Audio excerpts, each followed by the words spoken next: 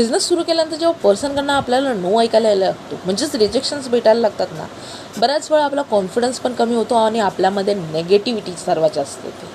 कायम लक्षात घ्या की त्या नोला तुम्ही कसं हँडल करताना हे तुमच्यावरती डिपेंड करतं. तर पॉझिटिव्ह पर्स्पेक्टिव्हने जर बघायला गेलात तर नोचा अर्थ नेक्स्ट वन आहे.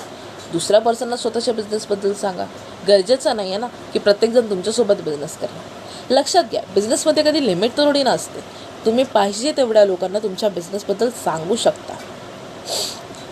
आणि नो आणि रिजेक्शन खूप छोटीशी गोष्ट आहे. जर ह्यालाच घाबरून तुम्ही बसलात तर कसं चालायचं. नोला जर पॉझिटिव्ह वेने हँडल करताय तर नेक्स्ट वन, जर नेगेटिव्ह वेने हँडल कराल तर डिग्रोथ होईल.